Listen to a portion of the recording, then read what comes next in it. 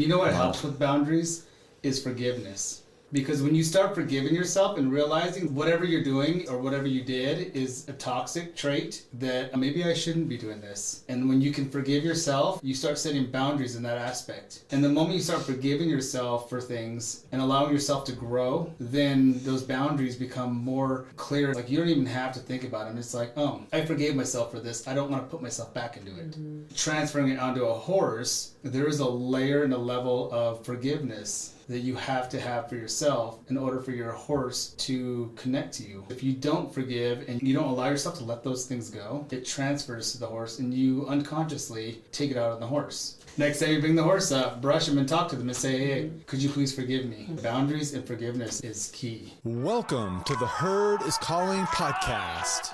This is where we break free from conventional norms to explore the art, science, and wonder of the horse-human connection. I'm Josh Williams, and together with my wife Victoria, we're your hosts. Our mission is to inspire and empower you to improve the lives of horses. Subscribe to the Herd is Calling on Substack for behind-the-scenes stories and unique content. Now, let's get to the episode.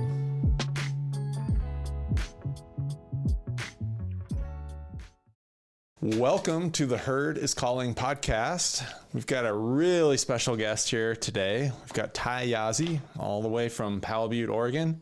Ty, let me get this right. He owns C Ranch in Powell Butte, where he raises beef cattle and Navajo Churro Sheep and Angora Goats. Yes. He's a busy guy. Yeah. Thank you for having me. I mean, long in the making, so yeah. It's glad that we can finally actually do it. I raised Red Angus and Hereford cross cows, and then Navajo Churro Sheep and Angora Goats for fiber. And you have horses too. Oh yes, I also breed a few horses, and then I raise to raise and kind of put out there in the world, I guess, or I kind of keep it for myself. But I also take on behavioral issue horses and kind of work with them, and I wouldn't even want to say rehabilitate, but just kind of figure out them. And maybe it's the wrong fit of a owner or miscommunication, so I also do that on the side as well. Yeah, so we were talking earlier, and I just want to jump right into this. We were talking about horse training. Yeah. And you made the distinction for me that you don't consider what you do horse training. You don't consider yourself a horse trainer necessarily. You work with horses. Yes. Can you say more about that? Yeah. And I often correct people when they say that. Like, oh, hey, they reach out to me and they're like, I heard that you train horses. I don't really train horses. I work horses. I work with them on more of an intimate level of connectivity and communication. A lot of the horses, like I said, that I get have behavioral issues, whether it is maybe their bodies telling them something, they're out in their lower spine, they need chiropractic, or many different things. And then once you get all those components in line, then you can start getting them to start working with them to actually fundamentally use them for riding or get them set up to go to their next level. And that's where training comes in. Like, for example, I do endurance. So I ride endurance all season. My horses, on vacation for the most part for the winter. And then right about now, we get them back up and we start training them. They're in training, conditioning for that specific purpose. And so, I think that's kind of where the training aspect for me, I don't really train them. I work with them to get them to that point where people who do specific things where, say for example, you have a reining horse and it has behavioral issues or it's not doing all these things that you want to work out. I will work with them and work with you on how to, be better at that, how to get the horse more responsive and cooperative. And then once all those things are good and you can handle it for yourself, then you take them to a reiner that specifically does that type of stuff. So, yeah. So what I hear you saying, Ty, is you're a relationship expert with horses. Is that? For the most part, for lack of better words, yeah. Yeah. Well, I think that's so important because you have to have the foundation. You even said the word intimacy there's a level of intimacy, there's a level of knowing, there's a level of relationship that has to happen first before we can learn the skills, maybe. Exactly. There's a level of connectivity and relationship, because if you can't get your horse in the horse trailer, or you have a problem, say for example a racehorse. If a racehorse has a problem getting in the box before it gets started, and then you send it in there to start running without addressing the foundation of the issues, then you're wasting your money. And then you're, like if you send them to a trainer to start training to become a good racehorse, and you don't address the actual issue, then what do you have? Right. And so that'll blow up at any given point. Right.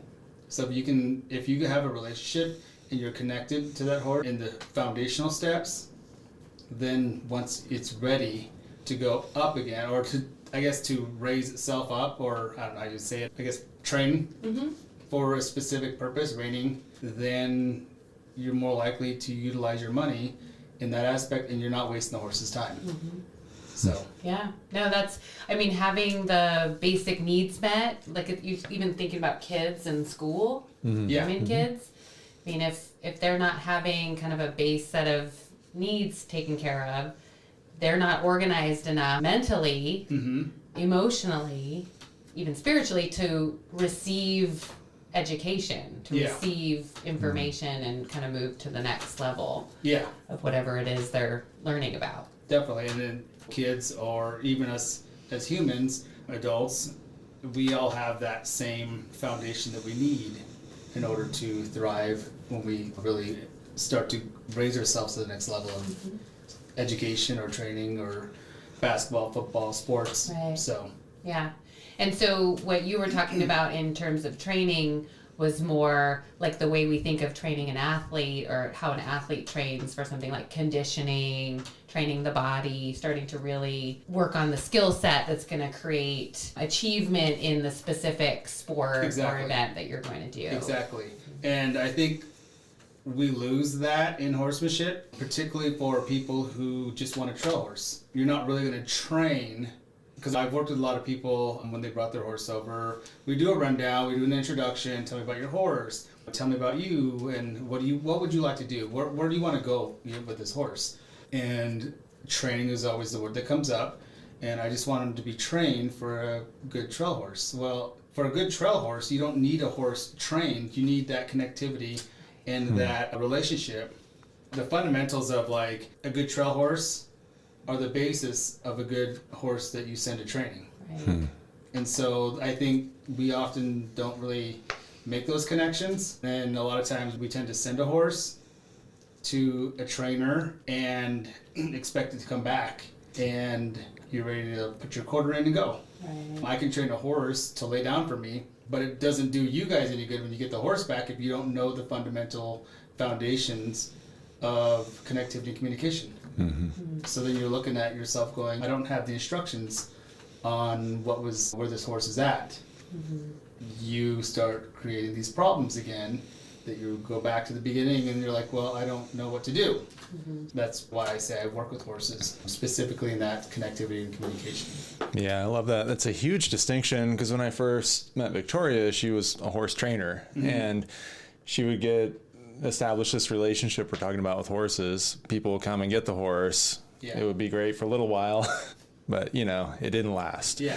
And it's because they weren't committed to the relationship part. And I'm wondering what you think, because a couple of weeks ago when we were talking about this, there's a lot of responsibility on the person, right? It's like Cesar Millan says he trains people and rehabilitates dogs. Yeah, if you ever heard that. Yeah, exactly. That's a perfect way of. That's kind of it's what pretty I do. good, right? Yeah. But you had said that like you refuse to even work with people and horses if they want to sell the horse later, if they're just trying to get it ready to sell, because that's like a lack of trust and bonding, I think you said. Yeah. And then you had said earlier about the intention of the person and their why, beneath the why kind of thing. And I was just wondering if you could share a little bit about that, like the human responsibility part.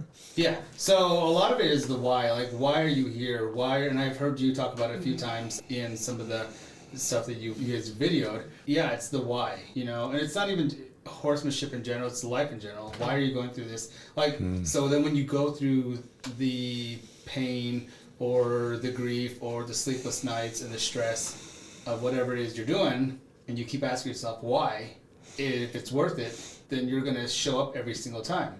Same thing with horsemanship. Why are you, what's their purpose? Why are you doing this with your horse? What are you wanting to achieve? And there have been a few people that said, oh, I'm not, how do they say it? For lack of better words, to not be so harsh, I guess. They're not getting along with the horse. And they want to sell this horse so they can get a different horse. Well, you tend to start creating issues when you start thinking that way, which is fine if that's what you want to do. And if it's a horse that's out of your element, and I have worked with people who love the horse dearly, but the horse needs more than what that person can provide. And so then we have that topic, we have that conversation. And that is different than somebody come to me and say, hey, I don't like this horse, I'm gonna get a different horse, could you work with him so we can get him sold? You gotta find somebody else that's not me. Yeah. Because connectivity and communication and relationship, the number one foundation is trust and all that. And if you break that trust, if we're working this horse and you connect with this horse and you have an established relationship with this horse, just to like ditch it, Right. then that horse is no better off when it goes to the new owner. If you look at a kid and you do that to a kid and the kid gets jerked around from foster home to foster home or whatever else, emotionally, they're a mess. And so the same thing applies with horses. When you just ditch them and all of a sudden they find themselves in a different area, a different scenario, a different person, then they have to figure out how to adjust to all that. That's where a lot of survival mode comes in. I've told people that I won't do that because, I feel like I'm betraying the number one thing is trust between the owner and the horse. Now, if they said, hey, I have somebody interested and there was a purchase involved and I started working with the new owner, that's totally different because trust is still established. It's just being transferred. So Transferred is a good word there. Yeah. So, yeah. Those are valuable distinctions. And good boundaries and boundaries such too. an important like tiny little piece that's humongous that I think gets left out. Like when you first told me about that, it was just like really shifting for me. Yeah. And I think that's where a lot of us, we don't have those clear boundaries and they transform or they transfer into the writing where we don't have distinct boundaries of what we want or what we need. And so everything's blurred. And so then you get mad at the horse because the horse is like, oh, well, yada, yada, yada. I can stop and eat because I'm able to. Well, there wasn't any clear boundaries of, no, we're not doing that. Or say, for example, you're trotting and then you want to go into a canter and the horse does this little brrr, and, and you're okay with it. If you're okay with it and that's your horse, you do you. But if you have that horse to, say, for example, it's a husband horse, and you're okay with it, but the husband's not okay with it, so there's no boundaries, clear boundaries of, no, we're not doing that. And that's all displayed in working with the horse. And we all have to have those boundaries. We have to have those boundaries in our lives. And that's what I love about horsemanship, because if you apply horsemanship into your own life and how you do things, then maybe you won't have a toxic friend in your life. Because your boundaries. My boundaries are this. If I'm going to hold my horse, and this is funny because a lot of times we hold our animals to such high expectations. But yet we look at ourselves in the mirror and I guess we could do that. And I'm just as guilty, But it's a journey. It's a process. It is a process, right? yeah. But we shouldn't. Our four-leggeds shouldn't suffer because of our lack of high expectations on ourselves, but yet we expect it on them. Right. Oh, totally. What you were saying about boundaries just reminded me of something I read in Brene Brown's work. We're always quoting Brene Brown. It's a way to be more compassionate. Because when you've got a set boundary, you're not going to be resentful. You're not going to be acting out of exhaustion because you've blurred those boundaries or you've put yourself out there too much or you've done things that don't feel good. Exactly. And so it's actually a way to be more compassionate. And the research shows that people who have really good boundaries are the people that are the most compassionate and able to be of service to more people, more animals. Definitely. And you know what helps with boundaries is forgiveness. Because when you start forgiving yourself and realizing that that's not whatever you're doing is, or whatever you did is a toxic trait, that maybe I shouldn't be doing this. And when you can forgive yourself, you start setting boundaries in that aspect. Or you're around a toxic friend and you really long time ago should have wrote a benediction on that friend we talked about earlier. Right. And it's okay to tell a friend we can still be friends, but there's a boundary. And the moment you start forgiving yourself for things and allowing yourself to grow, then those boundaries become more clear and concise. Like you don't even have to think about them. It's like, oh, I forgave myself for this. I don't want to put myself back into it. And so definitely transferring it onto a horse, when you go into, say, the pen with a horse to work with them, or you get the halter and you're bringing them up to groom them so you can saddle them and go out for a trail ride, or there is a layer and a level of forgiveness that you have to have for yourself in order for your horse to connect to you.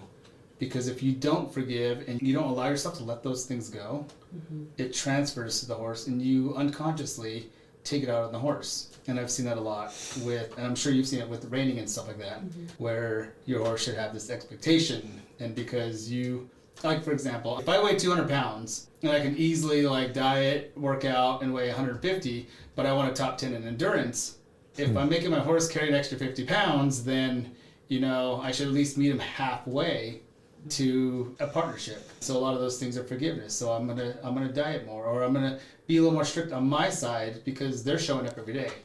I'm getting after them because I know they have more of the potential. They had more potential when I was 150 pounds. Maybe not as much potential when I'm carrying an extra 50 to try to do the same thing. And forgiveness is in a whole layer of different areas, but yeah, definitely boundaries and forgiveness is key. Jeez. Yeah, and boundaries for yourself too. No, Exactly. I mean that's the thing. It starts with yourself. Yeah, and it just creates this lack of doubt, this lack of gray area when you're working in your life, when you're working with the horses. That is just makes everything work better. Yeah, definitely. And I feel like you're able to articulate more of what you're trying to do and allow yourself the time to do it too. And not put yourself in this 15-minute cookie cutter, well, this famous trainer that I bought the video to, no offense to everybody who's that, but don't quote it like it's a Bible. Because 15 minutes for that person isn't going to be 15 minutes for you. No. Different person, different horse, different situation. Yeah. And so you have to allow yourself to mentally take notes and grow. What did I do wrong? Or how could I have done it better? More importantly, go up to your horse every day when you go and step into their space and say, forgive me. Because that allows you to clear your mind and be in that moment and be present with your horse at that moment.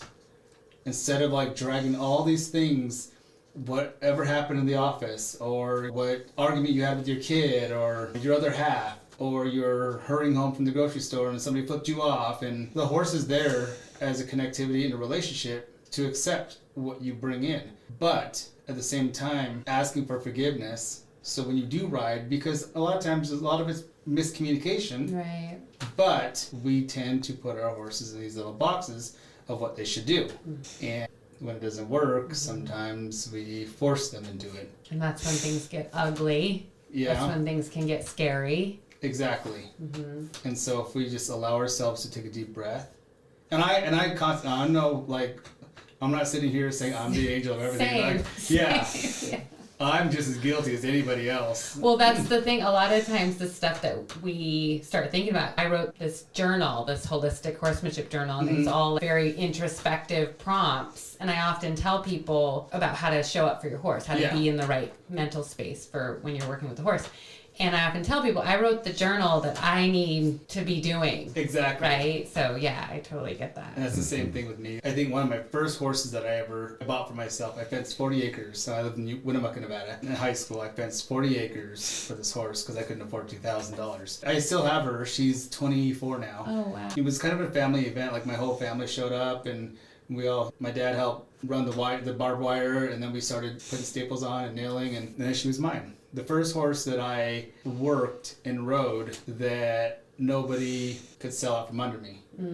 Quick story. So I'm from the Navajo reservation, and I grew up, my parents would drop us off there at my grandma's house at the ranch. In the summertime, I'd herd sheep, we worked cows. A lot of times we rounded up wild horses, and then we'd get them, put a saddle on them, get on them, and stay on them. We'd be out there in the middle of nowhere. Anyway. Not anyway. That's like a whole nother podcast probably. Probably, but, yeah. But yeah, you can go there. So every summer I'd get a horse, and I would start it out, and I would ride it all summer. I'd herd sheep with it. I'd do everything. Then by end of summer, when my parents would pick me up for school for the fall, my uncle would sell the horse because it was a good broke horse by the time I was done with it. And so then when I came back, and the next summer, I'd have to start all over. I'd find a horse out there and do the whole process over again. So this is my first horse that nobody could ever sell. And she taught me a lot, you know, when I thought I knew. There's one thing different from like a wild Mustang or wild reservation pony. I know we live really close to Warm Springs, so there's a lot of Warm Springs horses. They're a lot different than the hotter blood bred horses. Like she was half Arabian, half Appaloosa. And she taught me a lot. When I was like, oh, we're gonna do this, she's like, no, we're not gonna. We're gonna do this. And I'm like, you know, yeah. And that's where I met. My family used to say, oh, you know, Ty, your grandpa Sam is here. He's a Canadian Indian, Sammy Spahan, and he lived right around the corner from us. I was riding Kayla down the road. I was right at the front house. She had this habit of lowering her head and not really fully bucking, but toying with my motions, and would crow hop, and then throw her head and fling it around, and just different things like that. And he happened to be outside at one time. He came up to me and he did a little bit of rigging and fixed my bit and everything. He told me I was using the wrong bit. It was a Snapple bit.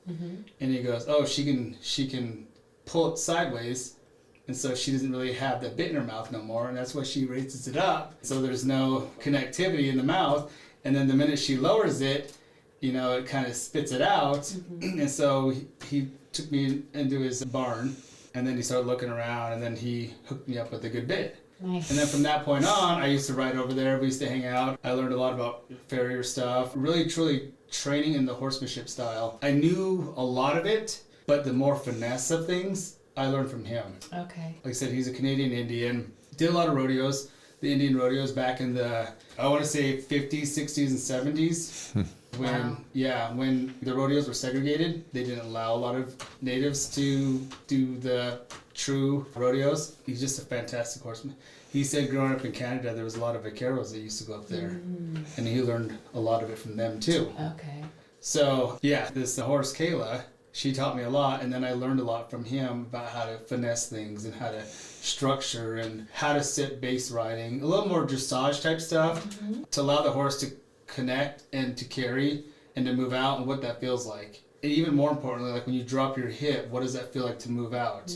Or when you posture, or when you slide back. And I don't think a lot of us that ride truly, I do this all the time. So when I'm sitting, I'll close my eyes and I'll think like the horse is going, and I want him to trot and lead up. And if you're thinking about the legs, and then it goes to this way like this, what does that look like? What does that look like in your hips? And he always told me, ride with your hips, because wherever the hips go, your upper body's going to go. You see a lot of these people that like fly forward, or because they're like this.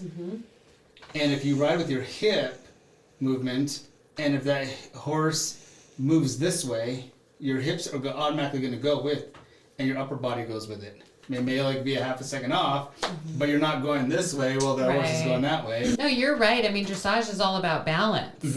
So, and center of gravity, and that's that space in your hips below your navel, and that's where the horse is, where your hips are sitting. That's the horse's center of gravity. Yeah, exactly. I often close my eyes and think of those things. What does that feel like for me? You know, when I'm asking the horse, if I'm envisioning the horse walking, what are my hips doing? What does that look like for me? If I ask him to trot, what does that look like for me? What is my body doing? Am I doing this, or am I trotting? You know, and you could see it right now. If I ask the horse to pick up on the right lead from the trot, you know, and then if you actually switch to go to the left, what is it doing? Your hips are actually shifting and moving. And then when you ask them to stop, you roll back.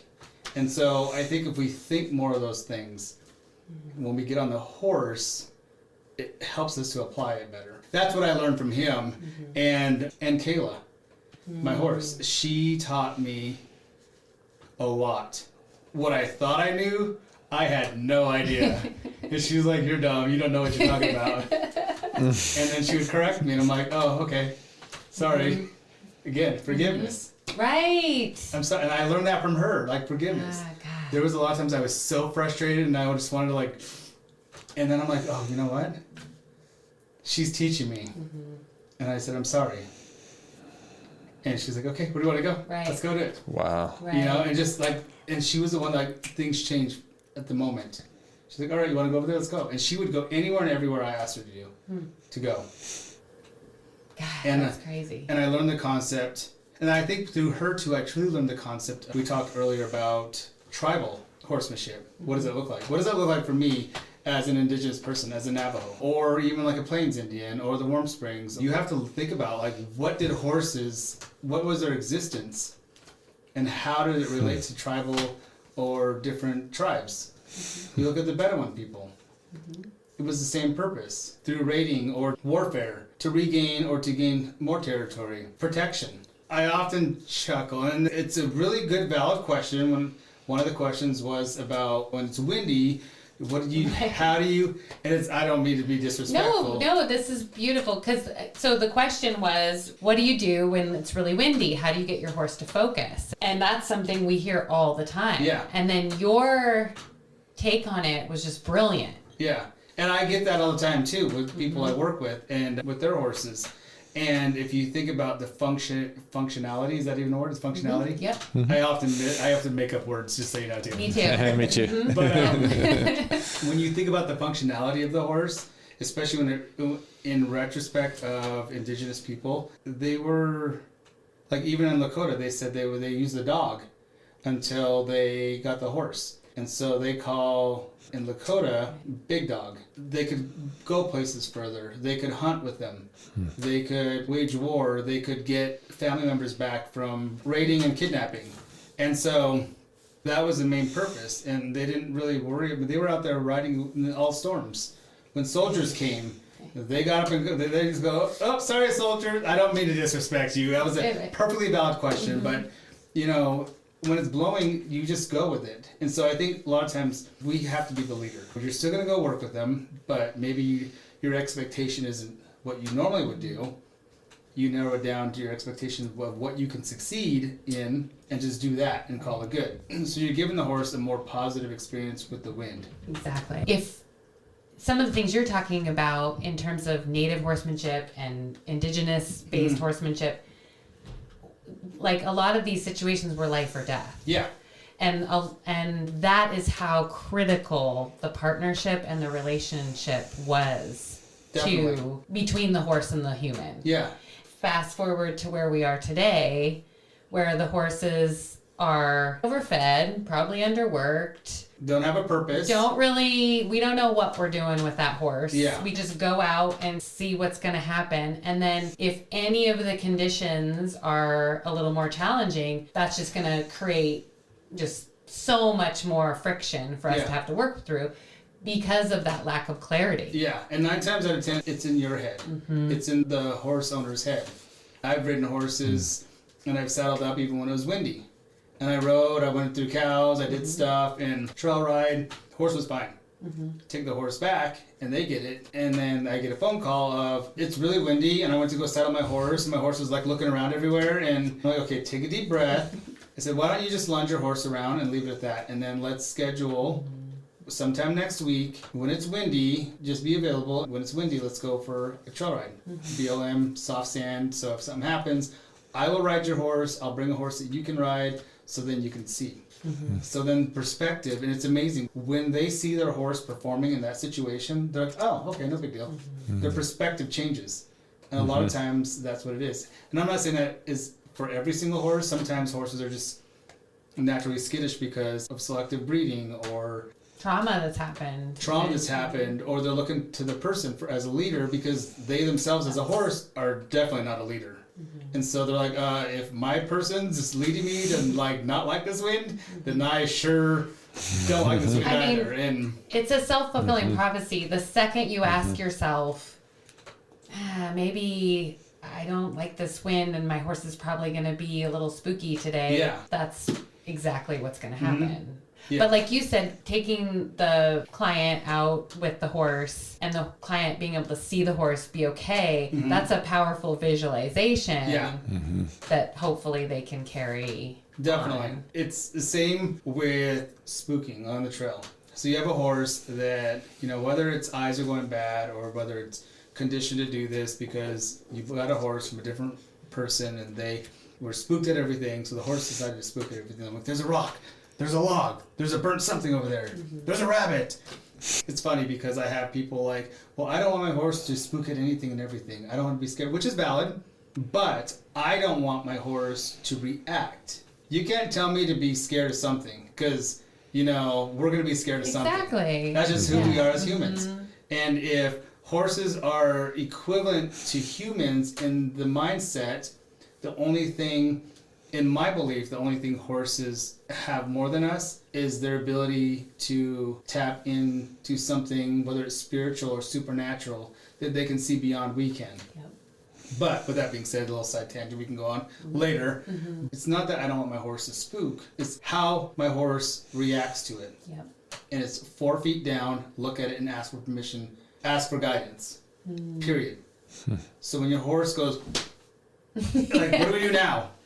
Then you have to have an answer, though. You have to have the answer. You say, just don't worry about it. It's a rock. Let's go. Yep. And the more and more you do it, the more and more you go out, you're fine. It's when they flip around and take off the other way. And I always tell my horse, like, trust me, if there is something to run at, I will be the first one to take you around and be whipping you to let's go. Until it happens, 4 feet on the ground, please. And we'll keep going.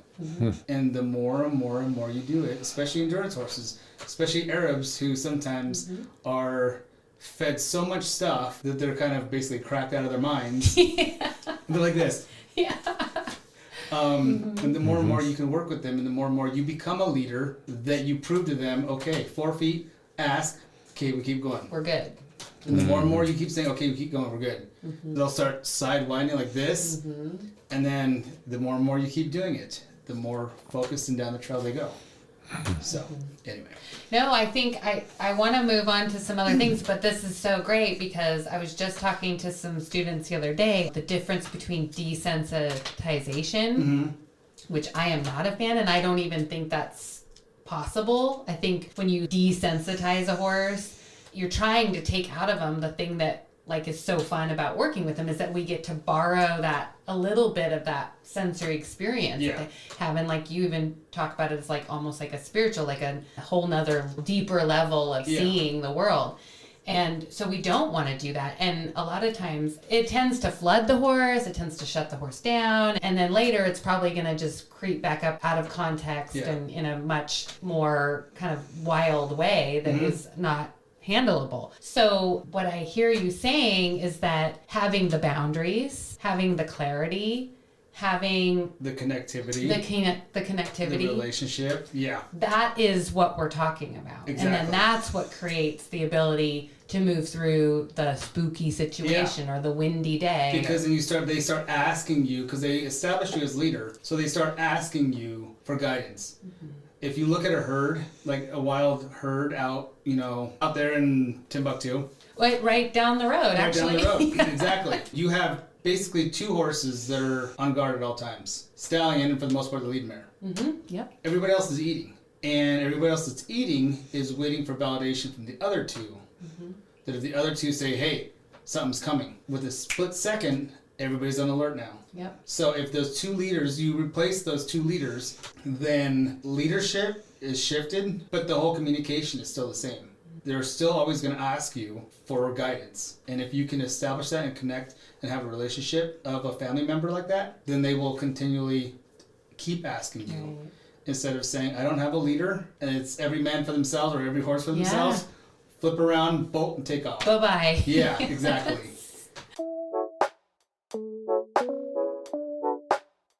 Hey friends, Josh here. We've launched a free community for The Herd is Calling. It's on Substack. Subscribe to join thoughtful discussions and access exclusive content. It's as easy to use as social media, but so much better because social media. Am I right? In the words of John Lennon, a dream you dream alone is only a dream, but a dream you dream together is reality. Like the wisdom of the herd, we are stronger together. Click the link nearby to subscribe and get in on the conversation. Now, back to the pod.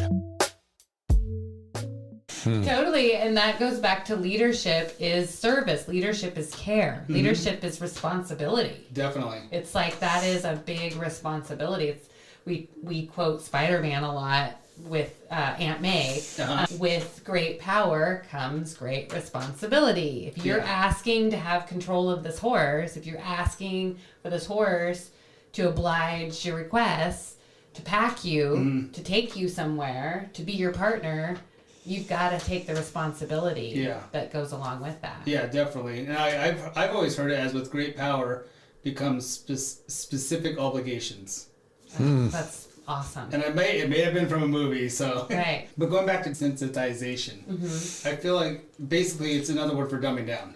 Yes. And for every Indian out there who has ever been in boarding school style, and I've heard stories from my parents, they try to learn English and they beat you if they hear you speaking your native tongue. And so same thing with, I grew up left-handed, but I had some teachers who were like, no, use that. My parents even said, no, you use this hand. Gosh. And it's almost like shaming. It's like shoving it in your face. And I always crack at people who like the dog peed on the floor. So I'm going to shove it in their face and then kick them outside. I'm like, what does that do? Because one, like, oh, it catches them in the moment. I'm like, no, you didn't catch them in the moment. So you're going to like shove it back in their face. And you're just making them scared. And so the next time they're just going to piddle all the way to the door. It's the shaming. It's the shaming. You're basically just throwing it in their face every single time, and I guarantee you nobody, especially a kid, wants something thrown in their face every single time. Nobody wants a nag. You're doing it wrong, you're doing it wrong, you're doing it wrong, you're doing it wrong, and that's what you do when you do desensitization. Right. I'm just going to keep throwing it at them until they settle down, until they make the right decision, which sometimes, some things, it works. But for everything, you basically have dumbed down that horse to the point where it shuts down and it stops thinking. And now you don't have a willing partner. You have someone that's like, oh, I guess I'll do Eeyore. You have an Eeyore. Right. I guess I'm going to go do that now. I guess they want me to do this. And then if you go back to the purpose of Indigenous horsemanship, of warfare, and getting up and going, your horse is like,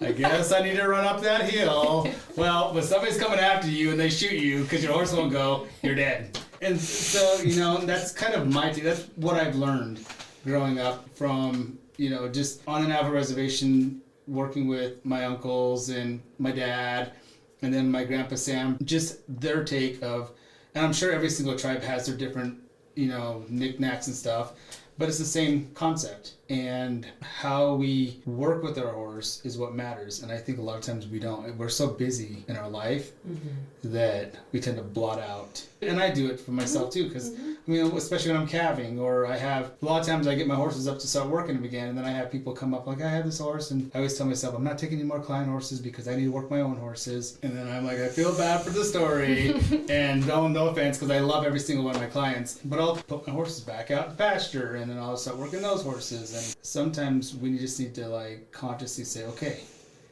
these 3 hours, these 2 horses, and leave it at that. Yeah.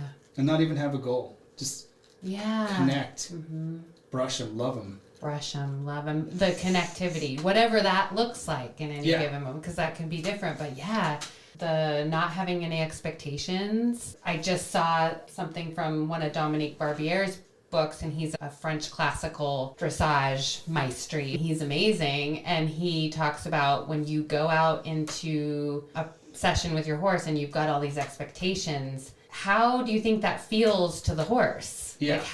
What kind of pressure, so best to just do little things that are going to feel like wins that feel good. And the horse will catch that. The horse will pick up on that. Yeah. But expectation is kind of like just the worst. Yeah. And I feel like you have to know your horse too, almost like you have to know people. And there have been horses that don't want to work too hard, but then the horse goes crazy because they eat it up. That's their thing. They want to work. They want to work and they want to go. And so then at some point when you connect to them and you have a relationship with them, like doing these, say, for example, we're going to condition and go up this hill halfway. And if that horse is looking at that and you're halfway and they still have a lot to go, let them go. Let them utilize that potential. Don't try to stifle them, because then they're like, you're cutting off their expectation. And then when you're ready for that expectation, it's not there. Well, the horse knows the horse the best. So the horse knows what he can do. Yeah. When we kind of say, oh, no, it's cutting off that whole, like the whole point of working with the horse or riding the horse up the hills to let the horse take himself up the hill. Yeah. I have a friend who she does reining and cow work and does really good with competition-wise. And she has a filly that she raised from her mare that she did competing on. And this horse is bred for cows. And she is bred, like, she gets on, she goes in the arena, and that horse works for her. And if she cuts it off too soon, that horse starts acting up because that horse wants to do it. That horse wants to be there. Within reason, you cater that, you nurture that. Nurture's a good word. Yeah. And you start working with them in that aspect. You don't just cut them off and say, okay, we're done.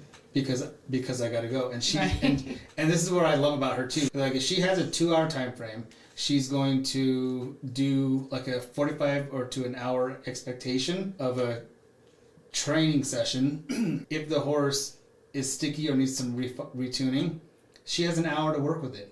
And to kind of work with it a little bit more and then keep going. A lot of times we have a 2-hour expectation and we only give ourselves an hour or an hour and a half. What's going to go wrong? Everything's going to go wrong. And then you're sitting there, I got to go. And then you start rushing. Your heart rate starts beating. And then it just becomes two people or two beings hitting a wall. Two activated nervous systems that can't regulate at the most basic level. Yeah. But yeah, I used to do that. I'd have just enough time to get a horse worked between like another lesson or something. And I just would sometimes get digging into something that I didn't really have time to dig into. And that was a mess. And then it becomes a bigger mess when you bring it back up the next time. Oh, totally. Yeah. What it boiled down to is I didn't take my responsibility, my leadership to heart. I put that horse in a position where they didn't trust me anymore.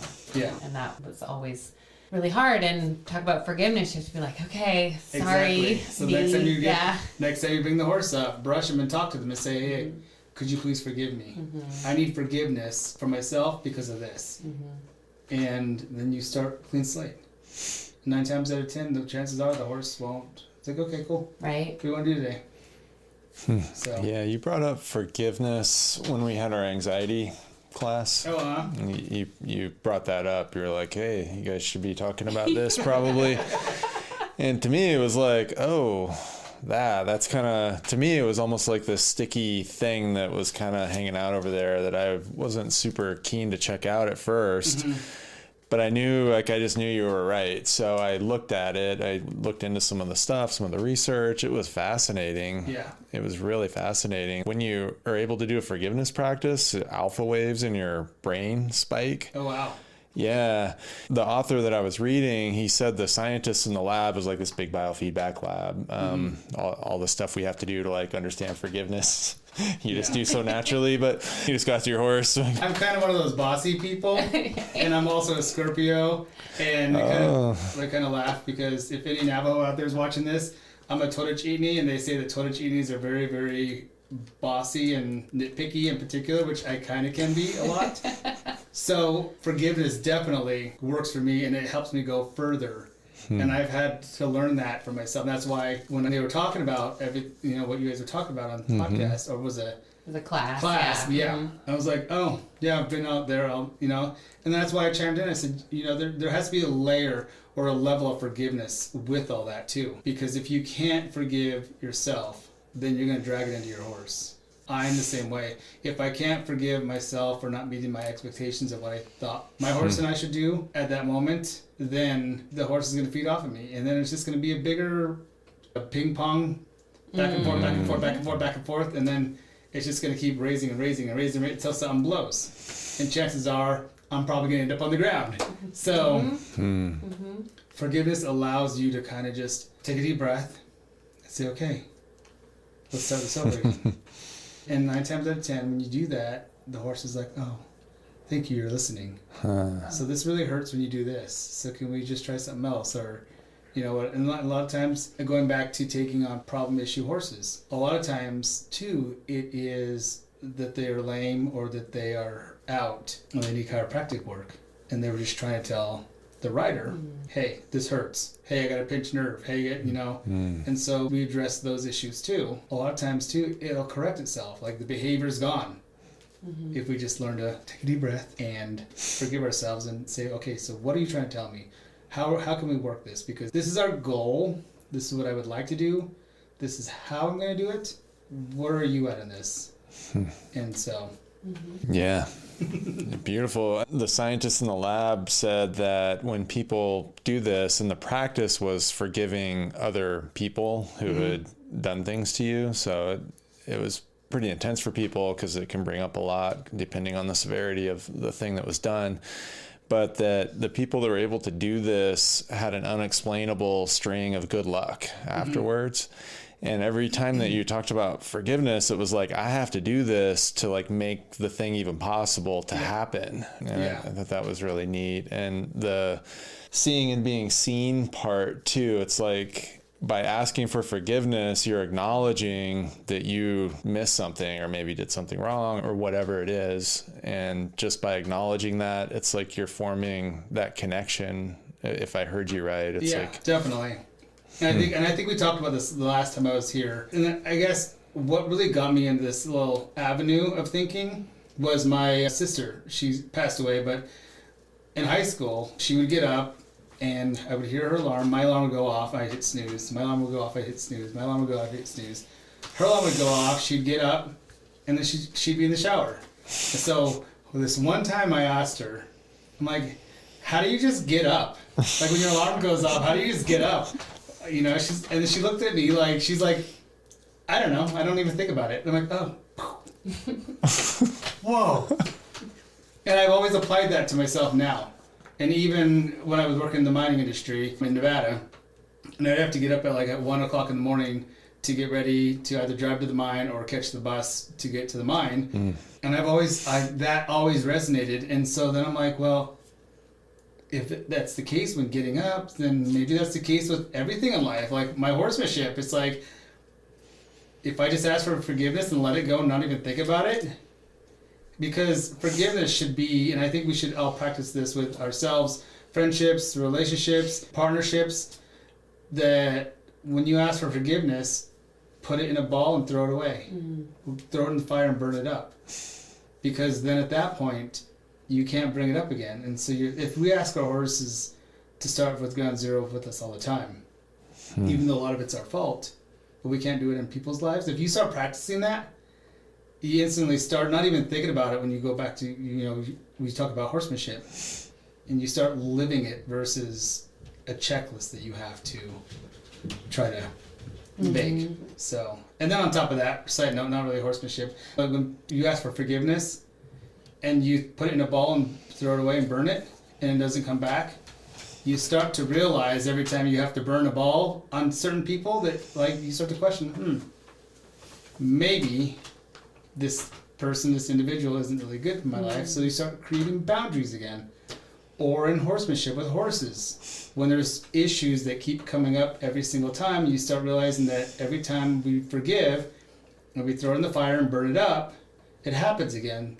So then you can isolate and say, okay, what's this one issue here, and how do we work with it? Is it behavioral? Is it like mental? Is it physical? Is there something wrong, that pinched nerve or whatever? Is there a trigger that you were trained this way by the other person that owned you that didn't know any better, and so they just fed into this bad behavior, and so now you think it's... So then once you start getting those, you start isolating those issues, then you can start really working on them and start kind of plugging in and out like a puzzle. So. Well, it's a way of detaching your stories or sort of narratives around things. Yeah. When you forgive, when you throw that ball of junk into the fire and it's gone, it's like you're starting from scratch. And even when you're working with the horse, I think a lot of times when I'm working with a student or for myself, you maybe have to work through something that's a little bit tricky, or you get through a little bit of a storm with a horse and then you get out to the other side and then you start again. Mm-hmm. It's like you have to start with a completely clean slate. Exactly. But that requires vulnerability. Mm-hmm. And that vulnerability is the seeing and being courageous enough to stand up and say, hey, this is not working for me. This is how that makes me feel. Set the boundary, like, this isn't going to work moving forward. Let's move on. Yeah. So it's all connected. Definitely. Mm-hmm. That's a masterclass in forgiveness. Yeah, I was just reading about it again because it came up again, and I was like, okay, I got into it after you brought it up before, then I conveniently dropped it, and so I was reading it again. And they said that self-forgiveness was like jet fuel. If you're talking about forgiveness, like forgiving others is really powerful, but when you forgive yourself, that's like the supersonic version. And everything you said was relating to that. It's just powerful stuff. Definitely. And I've learned it the hard way myself because I know who I am. I know what I'm capable of. I don't like it when I get that point. And so I have steps in place to, like, for forgiveness or take a deep breath or just different things like that. I have high expectations for myself, but allow yourself to fail and reevaluate. And then it makes it so much easier. So then when I do enter the horse I'm working with or my horses, it becomes almost a sense of relationship and I guess counseling for me to let go. Because 9 times out of 10, your horse is going to take it and say, okay, it's okay, just take a deep breath. And you become part of the herd and you learn that your heart rate up is their heart rate up. Your anxiety is their anxiety. And so when you learn all those things, you learn forgiveness and go, okay, I'm gonna let it go now. Your heart rate drops and they start to relax. And it's the same thing when you're riding them and it's a scary situation. You tend to just, same procedures, same steps of just relax, take a deep breath, and it becomes calm. That's freedom right there. We talk a lot about just the power of curiosity and how horses are naturally curious, right? They're always checking everything out. And when we approach with that curiosity, it's like we're coming at them with their own cultural level or communicating with them the way that they like to communicate. Tying curiosity to intuition, like maybe there's something you literally observe in their body that's visible. As a body worker, I know you can assess and see things, but then there's a deeper side of intuition, right? Where it's maybe not visible physically. You probably saw or felt something. I just wonder, do you have any thoughts on that? Let's talk about deep intuition. Intuition, whenever it is implied by the horse, I apply it to myself in the things I do. If you study how you do things, and you ask yourself, why do I do this? And then you look at yourself as a community. I think that's how I was raised, being Navajo, is that's what we do. Where do we fit? And it's almost in a herd aspect too, of there's leadership, there are warriors, there are mothers, there are grandmothers, and it's a huge respect in the herd or in the clan system. I'm an adult, and if my grandma were to scold me, I would take it. I wouldn't, look at her any differently. I was wrong, and she's correcting me. You have that in the herd, and I think when you have that type of environment that you grow up in, the intuition is there because it's put in the community, the expectation of the community. So you look at horses when they're running, or even birds when they're flying. One goes like this, they all one horse gets up and looks, everybody's gonna get up and look. The intuition is connectivity in the herd or in the clan. And so, like I said, we have leaders, we have, all the way down to the last person who isn't a leader and is scared to get up and talk, but their strength is being a servant, and that's where they thrive. They are just as important as the leaders. They are just as important as the warriors. They are just as important as each individual in the clan system that creates this ecosystem of survival. So when you look at it and apply it to horses, you have to look at yourself and say, where do I fit in this relationship? Like if you're lunging a horse or you're working a horse, let's say you're trying to connect to a wild horse, you have them in the corral, or even a domestic horse that's running around the pasture that won't come to you. If you can get even the slightest movement of like the ear like this, like looking at you, back off, and then turn around and walk away because like, oh, what just happened? And so curiosity, and then when you start working on this curiosity and building on it, it becomes a lesson of when I come in, I want 2 eyes. I would love 2 ears. I would really love for you to come up to me, but we'll work on that. And the more and more you do it, the more and more you are in tune with that horse and you learn the slightest movements of different things that you're asking. Because remember, you're learning as well as they are learning, and you're both learning each other. So when you're asking them to do something, they're thinking in their mind, what's he asking me to do? When the lead horse or the lead mare comes into the herd, all she has to do is kind of trot and pin her ears and because it's learned, it's environmental, they've grown up with it, they know. If a new horse comes into a herd, it has to not only figure out where they stand in the structure of the balance, but what is the language, what is the communication that's being said here, for each individual horse. And it becomes, am I answering it? It becomes that with you and your horse. And that's where intuition comes in when you start applying it to, everything is universal with each horse. Everything applies, like a horse is like this is running. And you're over here, it's looking over here. And the moment it goes, boom, let it go. The moment that ear goes, walk away. Because even though it didn't give you its full attention, it gave you something. It gave you a little bit that you can step on, a little basis that you can now, okay, I can step up now a little bit.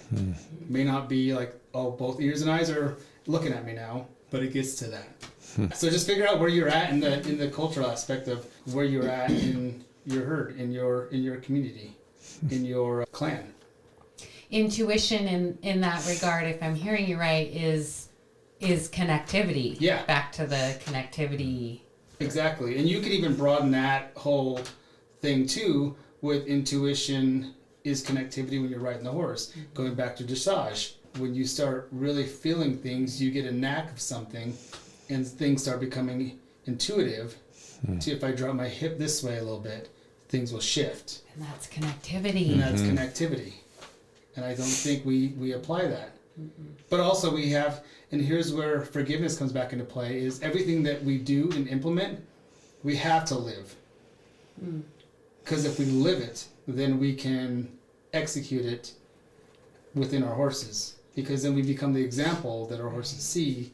And the same thing with dogs too. Yeah, you gotta model it. Exactly. Kids are the same way. Yeah. And that's how like in the tribal aspect of things, we're modeled or we're raised in a model society of what was expected. Growing up in the Indigenous world, it wasn't really the Navajo tribal thing, but Indigenous wise, like the suicide races were one big thing that was like a rite of passage, not necessarily for the Navajo, but as an Indian, as a Native American who grew up partly outside the reservation, I didn't really know a lot of natives and when I was younger, and so that was one thing. I'm like, yeah, natives are doing that and I'm a native, and so that's what I'm gonna do. So every time I went back to my grandma's place, I'd get a horse and I would start practicing. I'd run down. I grew up riding horses ever since I was in diapers. There are pictures of me with my brothers, and then when I was like 4, 5, or 6, they would drop me off. I'd herd sheep all day with my brothers, and so I was on the horse. So I remember when I was younger, I was so terrified when the horse would go down the hill that I would get off and walk down the hill. But I loved horses, but that was a fear of mine. And it wasn't until, again, purpose, it wasn't until like growing up more, like being native and not being around any natives, and then reading a book about the suicide races, I'm like, yeah, that's what I'm gonna do. So I started like hyping myself up and becoming brave. Can you explain what the OMAC Stampede and the suicide race is? Because Yeah. I think a lot of people don't know. And I grew up in that area, so I went to the Stampede every year. I saw the suicide race every year. It was very important to go to that. It was basically like a rite of passage, and they race. So they race. I think it's like a total of like 3 miles. I could be wrong. We can I think you're, right. But anyway, so it's a quarter mile on top. So you start on top, and you run toward the edge. It's a sprint. And it's a straight, steep slide all the way down. And it's straight down and then into the river. Into the river. Mm-hmm. And then you have to cross the river. Swim usually. Yeah, and then you get to the other side, and then you race back to the fairgrounds and rodeo stands. It's a really steep hill. Yeah, and and these people, like, they run down. Like, you are they go like flying off. And I used to watch it all the time, like, yeah, I'm going to do that. And then I grew up, and I'm like, man, I'm not going to do that no more. I could totally do it. I still would love to do it, but I'm like, no. I appreciate my bat. Yeah, exactly. I've made it this far, knock on wood, with no broken legs or arms or anything. But say more about the importance in terms of rite of passage, because it can be a little controversial, especially people who haven't grown up around it or don't understand sort of the native lens. Would you just explain the importance of rite of passage and what that means culturally? Each individual culture, you have the Aboriginals from Australia, they have their own, like the walkabout and stuff like that. Right. Mm-hmm. So they have their own, coming of age rite of passage. And a lot of it is to prove your bravery. Mm-hmm. It's not necessarily meaning you're going to go to war with somebody, but you're going to do this instead of like going to war with somebody else, or you're going to become, you're going from adolescent boyhood into manhood to prove who you are as a warrior. And that's a lot of what it is. It's more cultural more than anything. Yes, it is very controversial. In some circles. I mean, Yeah. I think that's a whole nother conversation and rabbit hole I don't even think is worth going down. Yeah. But that goes back to the functionality of the horse, Exactly. especially in culture. Yeah. Because in certain simulations, not only in the rite of passage, but in livelihood, way back when, through indigenous cultures throughout the U.S., or even North America, I guess, you would have to do these things. Exactly. If soldiers were chasing you, you'd have to go. If you were being raided or opposing tribe was trying to take women or horses.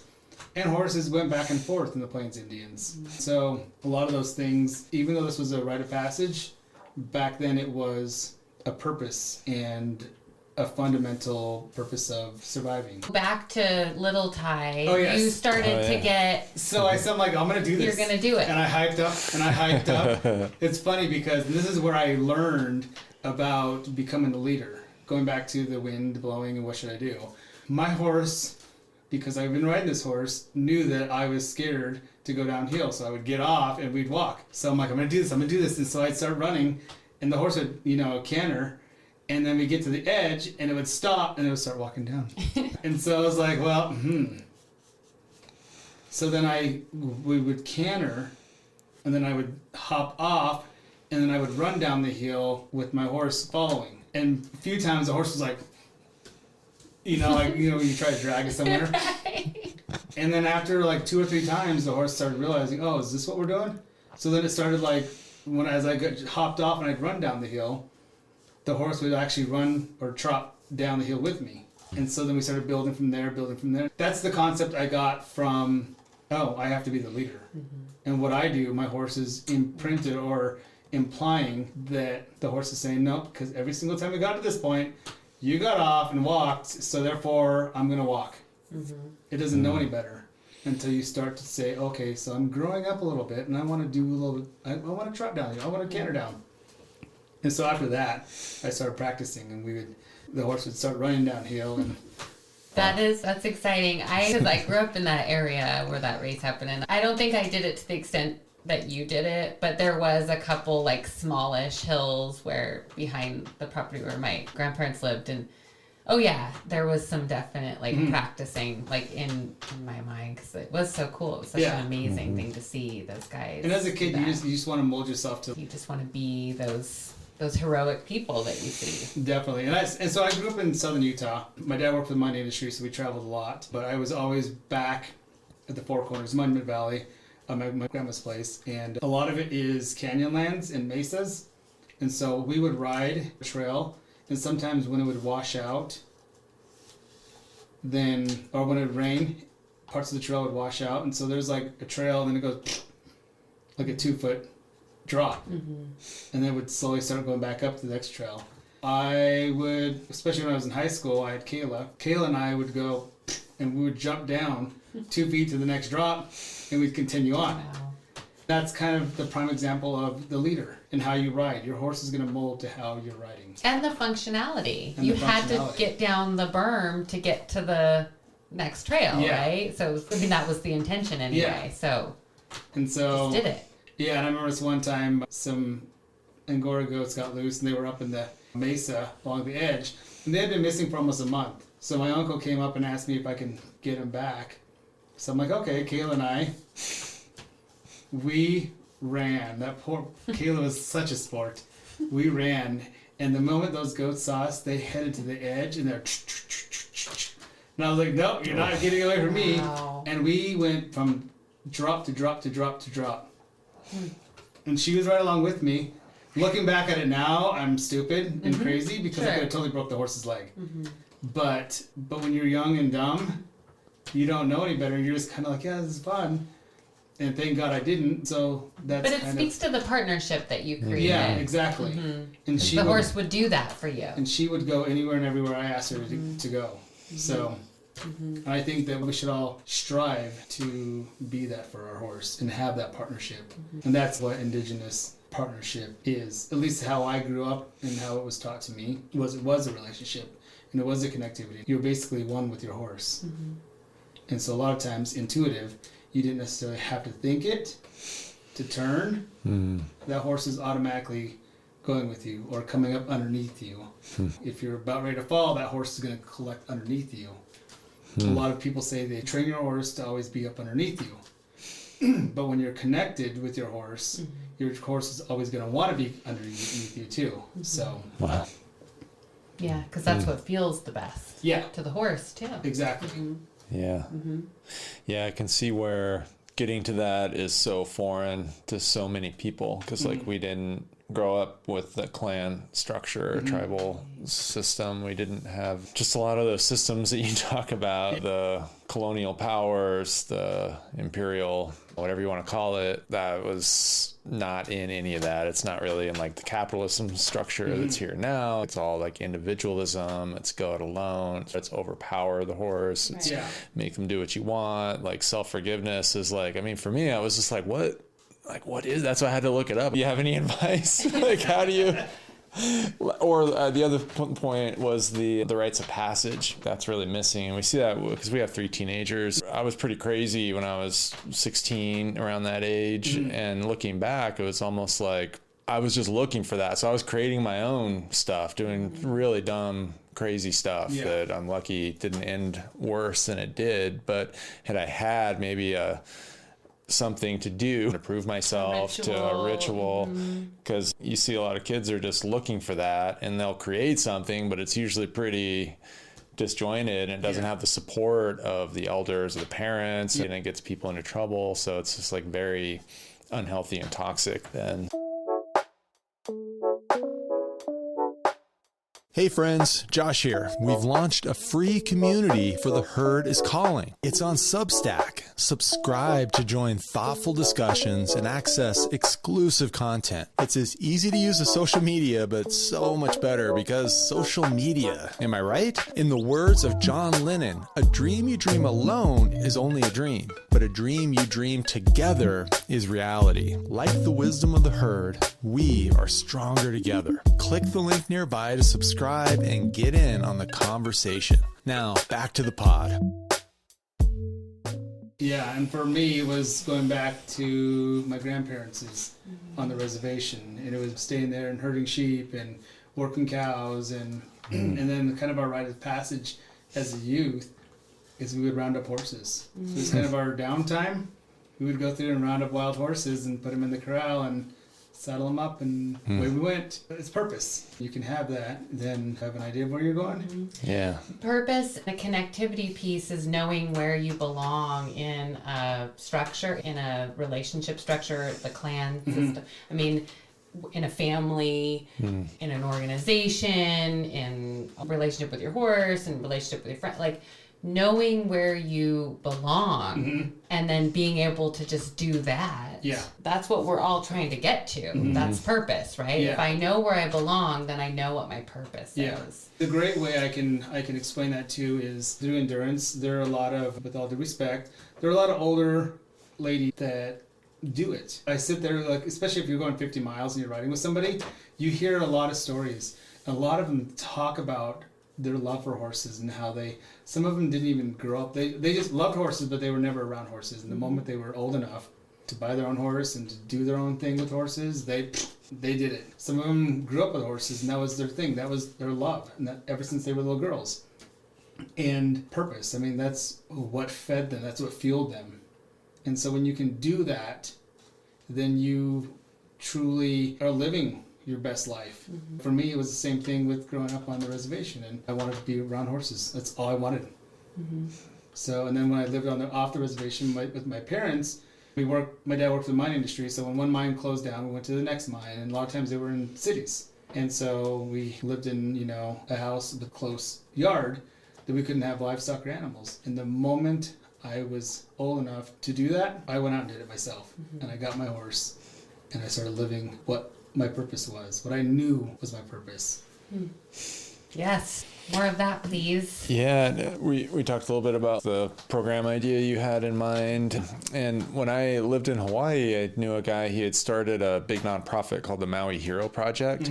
He based it off of Hawaiian mythology, and they created basically like adventures, but his whole thing was, how do we recreate these rites of passage for Native Hawaiians, because they had also lost that through colonialization. It really worked. How do you recreate that system that's lost? It just is harder to access. And really hard to access. Yeah, I mean, horses are hard to access for a lot of people. A lot of people that are into horses, they have more higher level of means. So how do you have some ideas? I just wonder if I talked about that last time I was out here. Basically, touching back on it briefly, though, is how that came about for me was, I'm going to kind of throw our people, the indigenous people, under the bus a little bit. And if you look at horses and how they're being handled on the reservation now, there's a huge disconnect in horsemanship, in family when it comes to horses.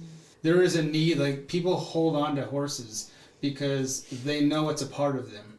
They know it's in their DNA, but they don't know how to use it. Right. They don't know how to do anything with it. They don't know how to care for them.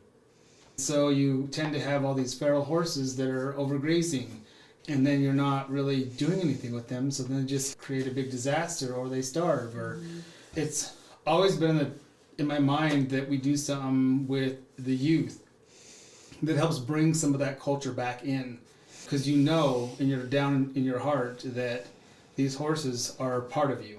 So how do we bring the youth in, and how do we use the horses to connect and then reestablish and hopefully respark that cultural aspect of what they should be doing, and then they give something for the horses to do and build from there. I would love to try to figure out how to work with, I know Warm Springs is just up the road here, having a handful of youth that come out, say for the summer, and we work horses, and we start with halter breaking, yearlings.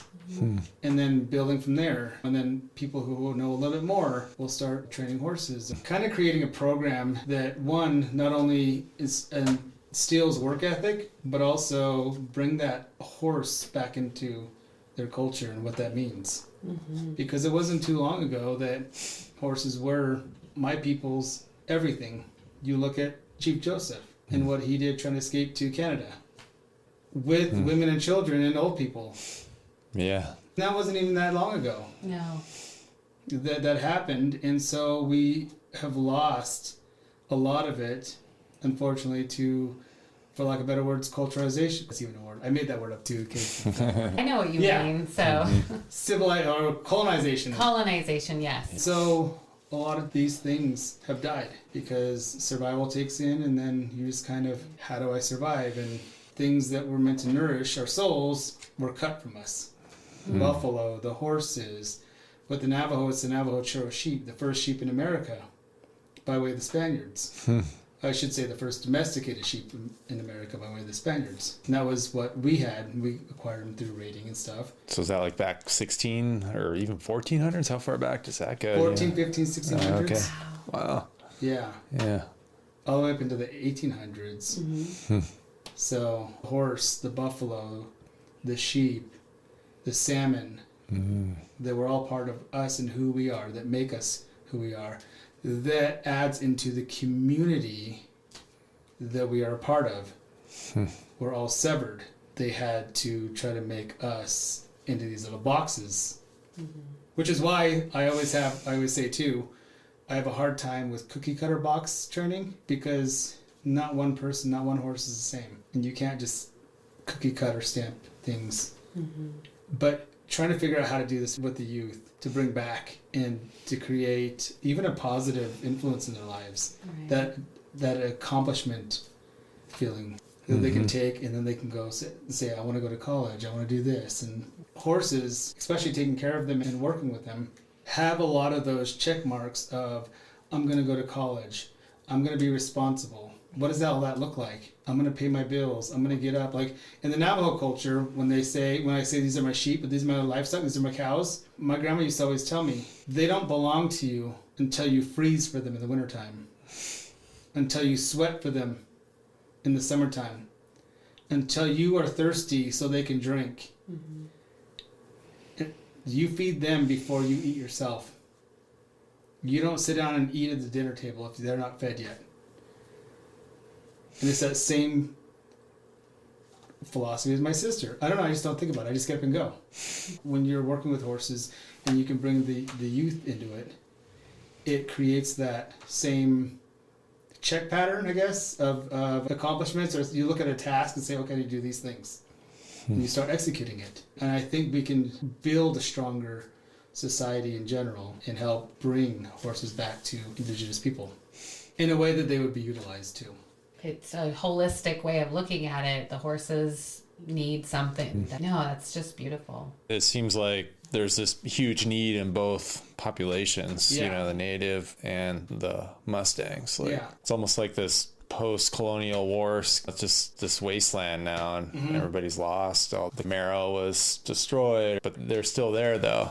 Yeah, they're still there. So how do you get up and start picking up the pieces and connecting them and putting them back together the best way you can? That's why we're talking about, I would love to do that, figure out how to do a program like that, and then incorporate, whether we do it here where you're closer to the reservation, or we work with the Warm Springs and then we create a program and we van them to my place in Powell Butte, or just something like that. You go to your place, you're surrounded by horses, you have churro sheep at your place, right? Yeah. And you're breeding, and so we go into your house, you have a loom in a room, you have Navajo rugs that your mom made. And we work cows, beautiful. so if we need to work cows, they can come, they learn animal husbandry and how to tend things and what does it take. And when we work cows, what are we giving them? What vaccines are we giving them? Giving birth and just different things like that. We can create an environment that they can either pick up and go, work at a different ranch, or apply it to, maybe somebody wants to be a vet. They just don't know how to get there. Yeah, those first steps are so important for big dreams. Yeah. We got some more talking to do. Definitely. Maybe just to round that one out, we're interested too in those kind of programs. But just as white people, not wanting to, the white savior is a thing where you come in like, oh, I want to help, I want to do this, I want to do that, but that's not really appropriate. Maybe for anybody watching too, like that wanted to help. Do you have any insight? How do you bridge action? How do you make it happen? And what can people do to help? I'm probably in the same boat as you too, because people will look at me like, you're an outsider, you're not from this tribe, you should probably go back to your tribe. And so it's that same mentality of, like you were saying, white savior. Yeah, I've heard that in like activism circles. Yeah, I just think that you can't listen to that. Because if something's a passion, that's noise. And I don't listen to noise. Because I have my goals, I have what I'm going to do, and that's it. It's just about putting it out there, and I believe that if it's something I strongly want to do, and I know I'm called to do it, the right people are going to be there, ready to step in and ready to start putting itself together in a puzzle form to make this work. Because, you look at it, and this is why I hate when people, especially, we're bad for that as Indigenous people, like the white savior and just kind of like not trusting. But I feel like there's a lot of, throughout even reservations, like trying to put them on reservations and stuff, there are a lot of people that were white that try to save Native people and try to bring kids in. And, there's stories about that all the time. Like the Trail of Tears and stuff. There were white people that grabbed kids to try to save them and keep them from dying. I wish people would just look at it as a humanity thing. Acknowledge that there is culture there. Respect that the culture is there. But in the greater aspect, trying to preserve humanity and those kids is culture. Where if it's something like if you were to come in and say, well, we're going to do a ceremony, and bring ceremonies back to the people, I'm like, then that might be a little like, but, but trying to do something for humanity itself and adolescence. Maybe we do something too where we bring some white kids and they're all there, and so they learn to coexist with each other and work with each other. And the sky's the limit in these things, and there are a lot of different check boxes that people are going to be unnerved about, but great things happen when you start doing it. And when you start doing stuff, you're not always going to please anybody. That's where boundaries come in. And you just got to know. Like I said, if I'm going to do something, I know what I'm going to do. And if something's noise, I just tune it out. I don't listen to the noise. Because people are going to talk no matter what.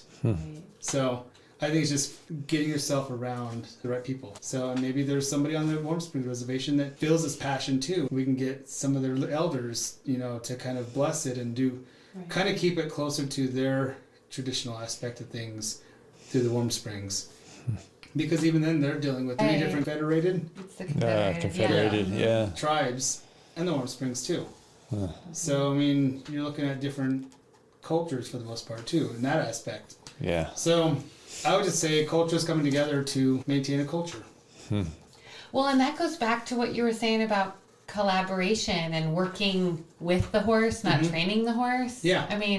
That's what we're talking about. We're all just working together to create this thing. When you're working with your horse, it's a relationship. When you're talking about working with youth, it's a relationship. And from that, the potential can be infinite. Yeah, definitely. The concept is like, you can't control what other people are going to think and say. I've been trying to be like, that's not my business. Yeah. I'm just going to do what I feel called to do and try to stay curious and listen and be learning all the time. Yeah. I think especially in sort of and I'm a fan of woke culture. Now that it's being used against itself, and that's it kind of makes it so people don't want to help. Yeah. Because it's like, I don't want to offend anybody. I don't want to do the wrong thing. I don't want to be, get in trouble for doing something wrong. And then everybody just sits on their hands. Yeah, and that's why I said I want to be offended. Right. So I know where the boundaries are. Thank you. I want someone to, say, hey, you know what? I'm like, oh, I'm sorry, I didn't know. But here's the other thing is what applies to you may not apply to her. What applies to me and how I perceive things may not apply to some other Indigenous person. Like I say Indian all the time. There's a lot of people will correct, a white person say, so Indian comes from they really give you the historical Columbus India and all that stuff. Ain't nobody got time for that. Totally. So, be offended.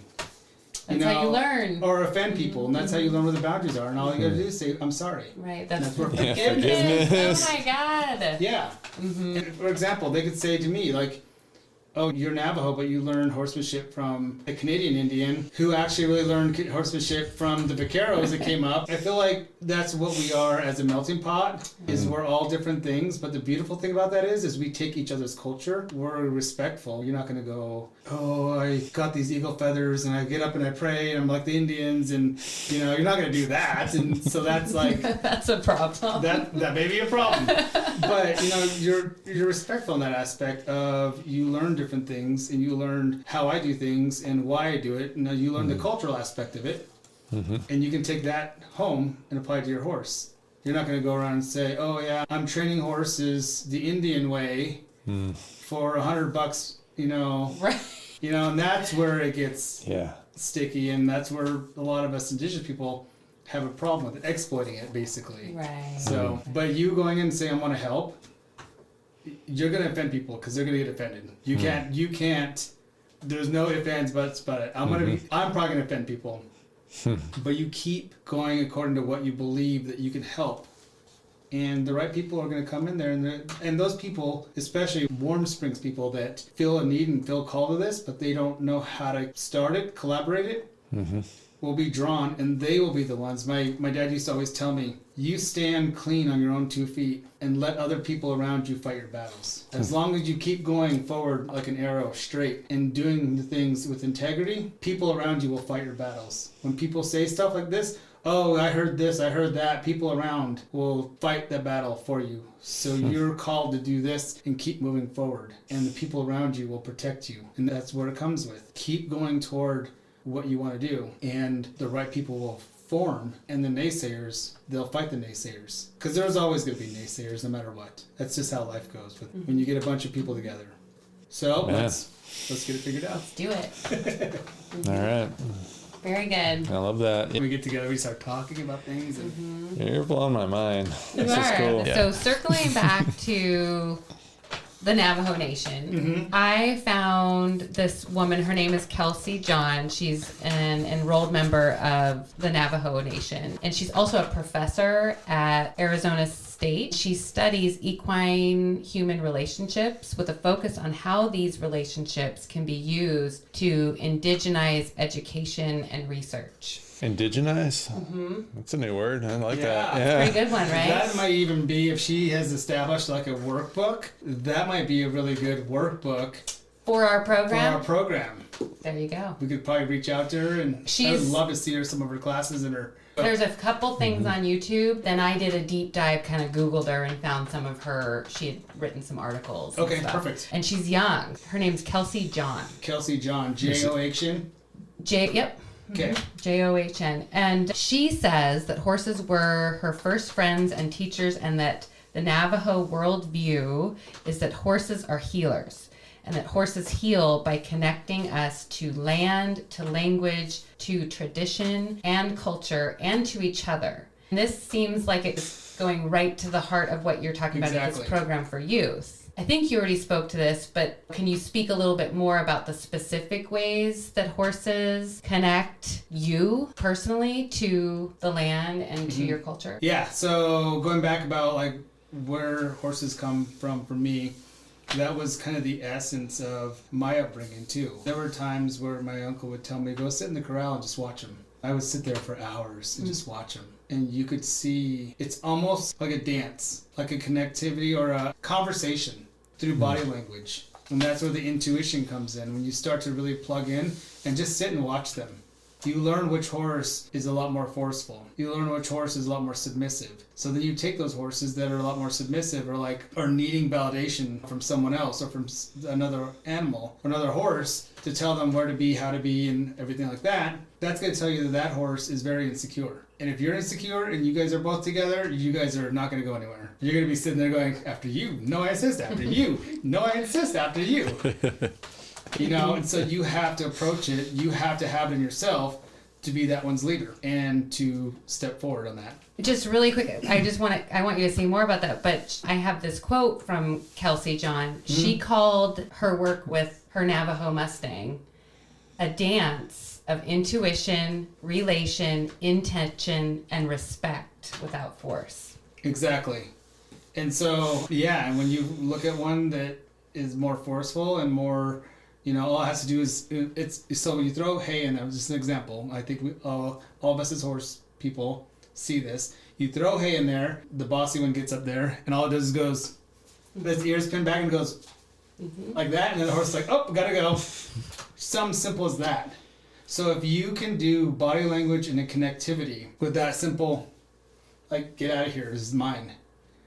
If you have that connectivity and that intuition with your horse and you're riding him, imagine the slightest movement of what you do to move him out and do stuff, to slide stop. And so that's kind of what my uncle told me. He's like, go out there and just sit with them, learn them, understand them, listen to what they're saying to each other. It's almost like sitting there watching a talk show or a podcast. and they're talking about things, but they're talking about it in body language. And so when you start to really, truly understand, listen, it's like a dance, and you start to understand them. And the more you do that, you start to know, like conversation, when to pick up and chime in, or when to listen, or how to take it this way or how to take it that way, or so that's always been what horsemanship has been for me growing up too. So I'm That's amazing. really interested in Yeah. hearing what she has to say. We'll work on that, because I agree that'd be a great starting point. How can people find you? And you're pretty active yeah. on social media and stuff, or I don't know if you guys have a website. So I have my Facebook. It's Ty Yazzie, Yazzie Okay. on Facebook, and then I have Instagram. It's, I believe, ty.y81. Okay. I'll link those in the show Okay, notes. perfect, yeah. And if those of you Yeah. listening, go follow Ty, because he posts really beautiful things, always inspirational, a lot of times really funny, spiritual, just beautiful imagery from the ranch. Amazing wisdom from your elders. You're always quoting stuff from your dad and your mom, grandma. So it's just, I love following you because I always smile. Whether it's something that's actually really sad that you post, or something really beautiful, or something really funny. Yeah. It's always really good stuff. So follow Ty, because it's just good stuff. Well, thank you. Yeah. So to round us out, The It's about top three three qualities that you think horses can teach humanity. the top 3 things you think horses can teach us humans. Number one thing is we don't know everything. Wow. Dang it. You think you do, but you have no idea. That's a really good one. Number 2, I would say humility. And the last one, grace. Okay. If you're doing it right.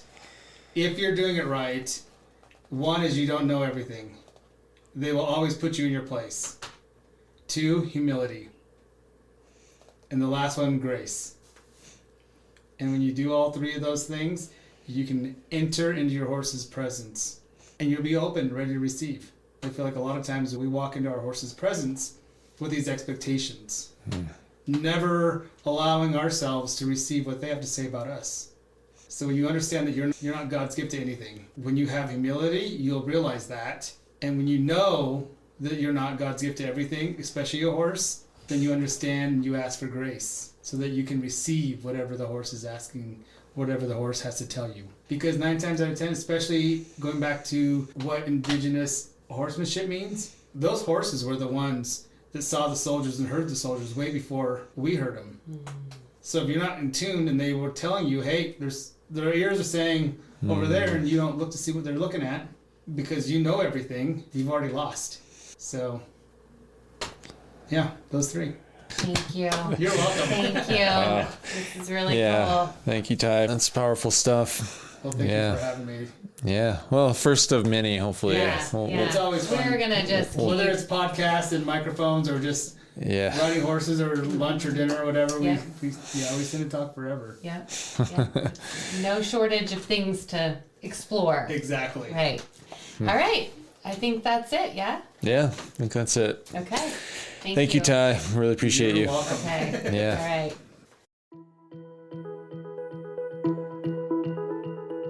I hope you enjoyed the show today. We'd love for you to join our free Substack community for The Herd is Calling. Connect with us, engage in thoughtful discussions, and access exclusive content. Click the link nearby to subscribe. It's so easy and totally free. We appreciate you listening, and as always, may the horse be with you.